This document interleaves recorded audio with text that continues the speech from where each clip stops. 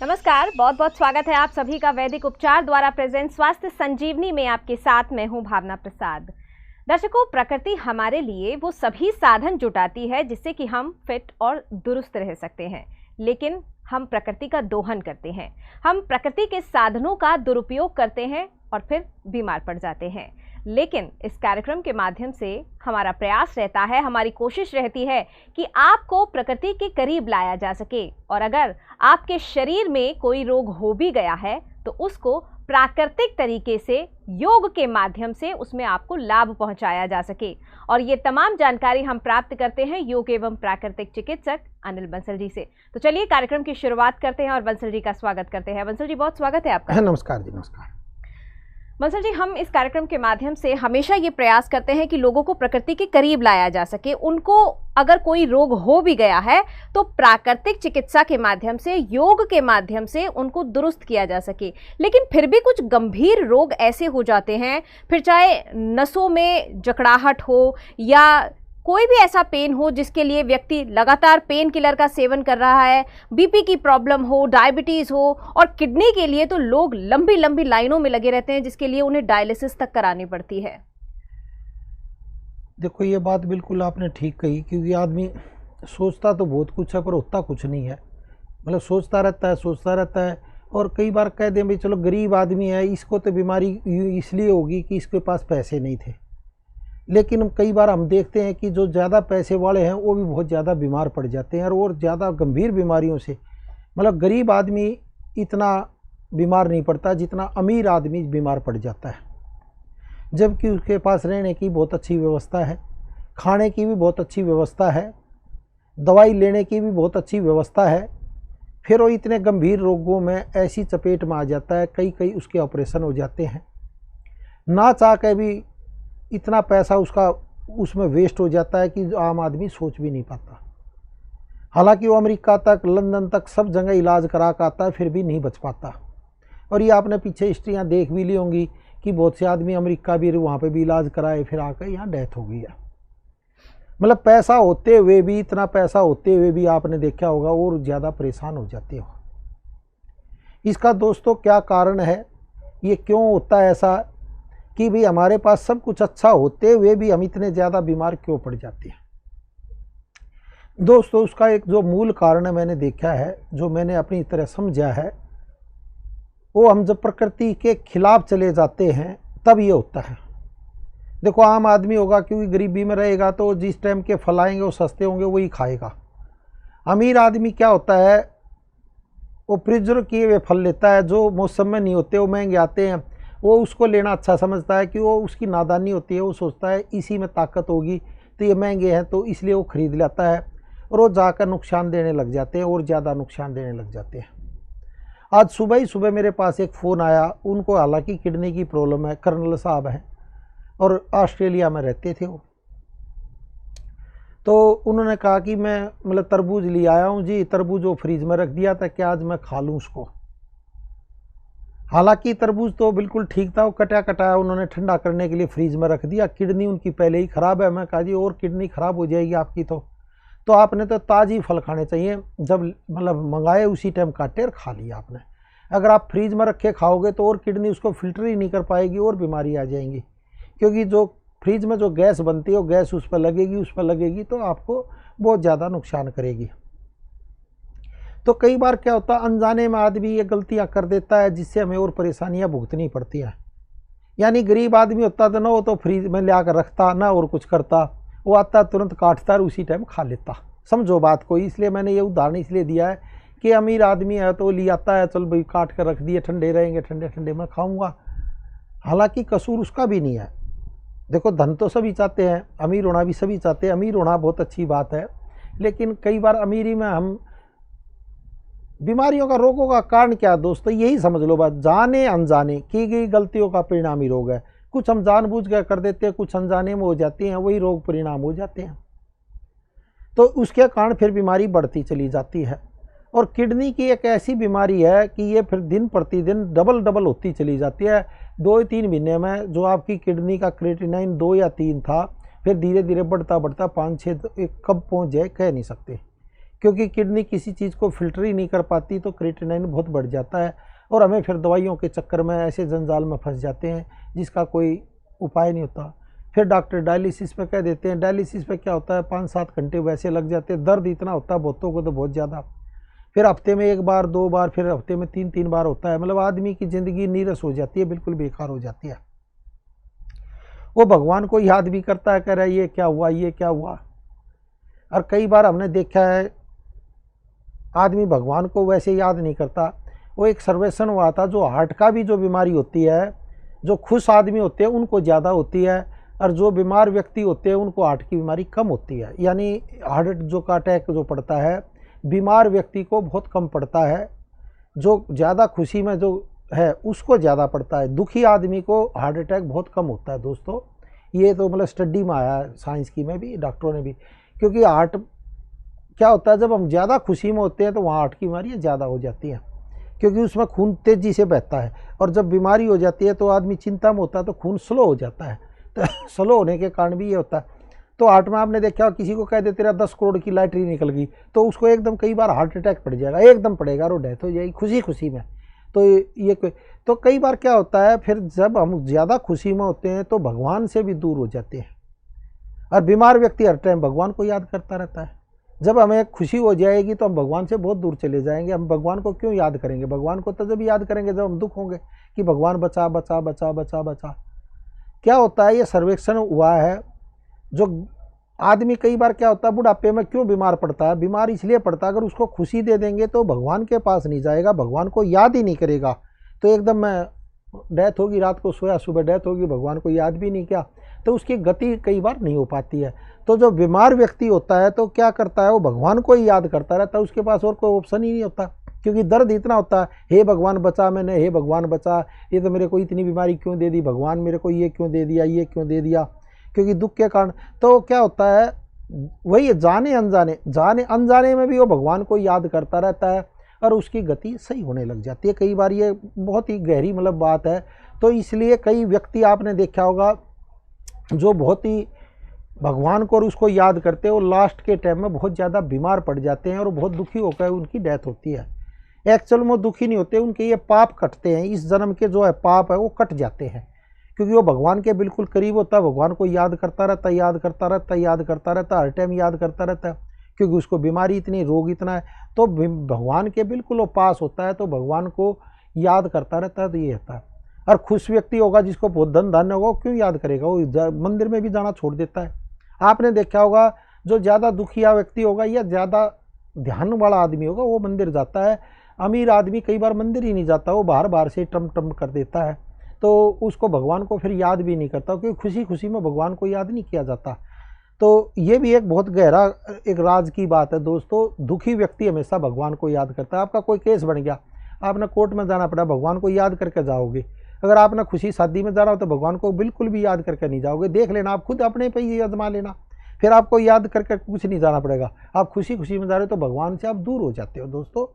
तो ये एक मतलब एक साइंस है, थोड़ी सी हल्की सी, अगर आप इसको समझोगे तो बहुत कुछ पा जाओगे। तो इसलिए बीमारी में, तो इसलिए मैं कहता हूँ मौन हो जाओ। जो अंतर आत्मा है, अंतर की आत्मा को, बीमारी को आपने देखना है, क्योंकि आप भगवान से दूर हो जाते हो और भगवान चाहता है कि ये मेरा बच्चा है, ये मेरे से दूर ना जाए। जैसे माँ बाप होते हैं, मेले में चले जाए, बच्चे को कहाँ दूर छोड़ते हैं, उसकी उंगली पकड़ कर चलते हैं, वो कहीं ये मेले में खो ना जाए। ऐसे ही जो भगवान है वो भी हमारी ये जो आत्मा, आदमी सोचता है ये मेरे से दूर ना जाए, मैं इसकी उंगली पकड़े रहूं। उंगली पकड़ेगा तो बच्चे की उंगली में थोड़ा सा तो दर्द होगा ना, पसीना तो आएगा दोस्तों। ऐसे ही भगवान हमें पकड़ के रखता है। जो हमें बीमारियां के रूप में रहती हैं, तो बीमार व्यक्ति रहता है तो भगवान के बिल्कुल पास में रहता है। ये बहुत ही मतलब हल्की सी गहरी, अगर इस पर आप बहुत ही गहरा चिंतन करोगे तो आप समझ जाओगे। तो और खुश व्यक्ति होगा तो इधर उधर घूमता रहेगा, वो भगवान को याद ही नहीं करेगा, तो वो गुम हो सकता है। तो जो सुखी व्यक्ति होता है तो गुम हो जाता है, भगवान से दूर चला जाता है। मतलब वो तो परम पिता परमात्मा है। परम पिता परमात्मा से कोई भी पिता अपने बच्चे को दूर नहीं चाहेगा।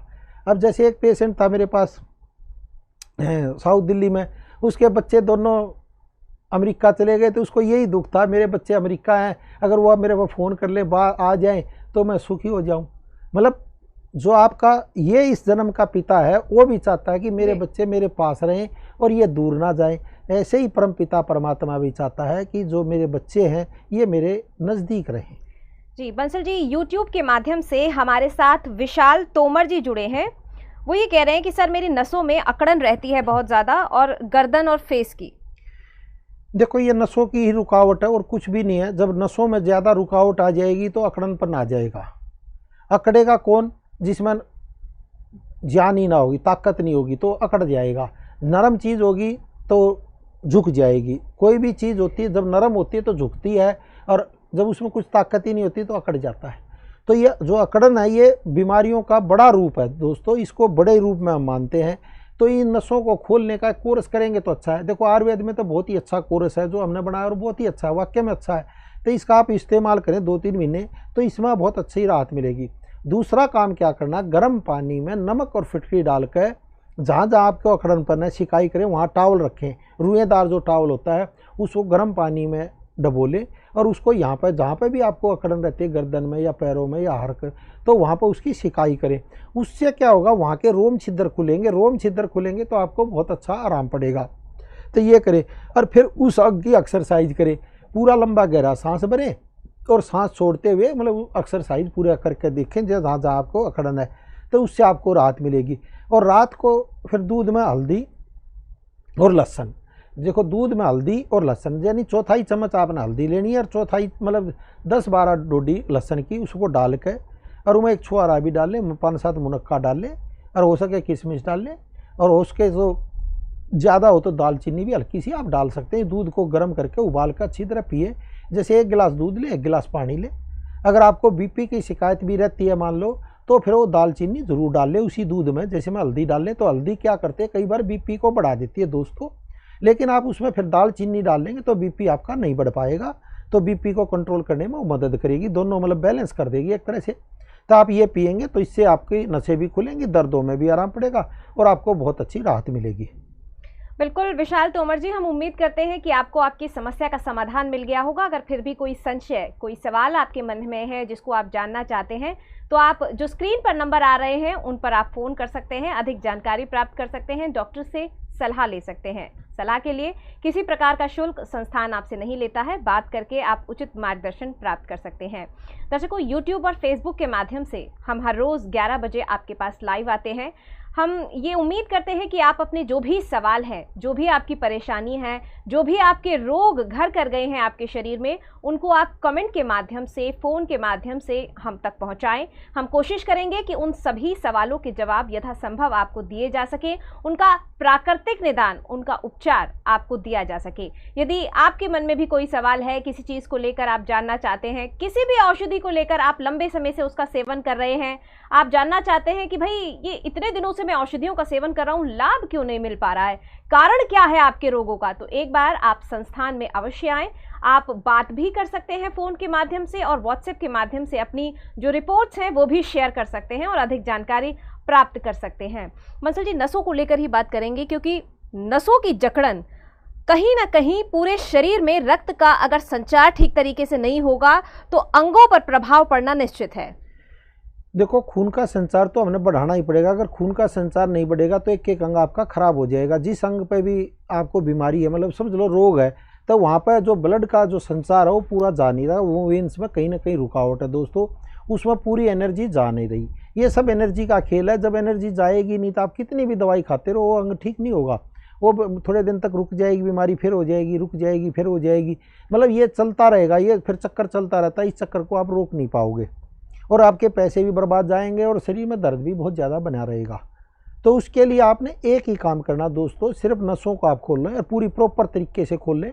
जिस अंग में भी आपको दर्द है या रुकावट है या उसका ऑपरेशन बोल दिया है, तो उस अंग को आप अगर खोल लेंगे अच्छी तरह सही तरीके से तो आप ऑपरेशन से भी बच सकते हो और दर्द से भी बच सकते हो और उस अंग को फिर दोबारा उसको एक्टिव कर सकते हो। नहीं तो फिर वो धीरे धीरे धीरे, चाहे वो किडनी हो, चाहे लीवर हो, चाहे फिर घुटनों में दर्द हो, चाहे एड़ी में दर्द हो, वो फिर यूं का यूं बना रहेगा। पिंडलियों में दर्द है, कई आदमी कहते हैं कि मेरे को वेट बढ़ गया, मेरा गर्दन में बहुत ज़्यादा दर्द रहता है, मेरा आलस रहता है, मेरे से काम नहीं होता, मेरे से सुबह उठा नहीं जाता, उठता हूँ तो इतने मतलब परेशानी होता है, फिर सो जाऊँ, चला नहीं जाता, कोई काम करते हूँ तो चक्कर आते हैं, ये आता वो आता।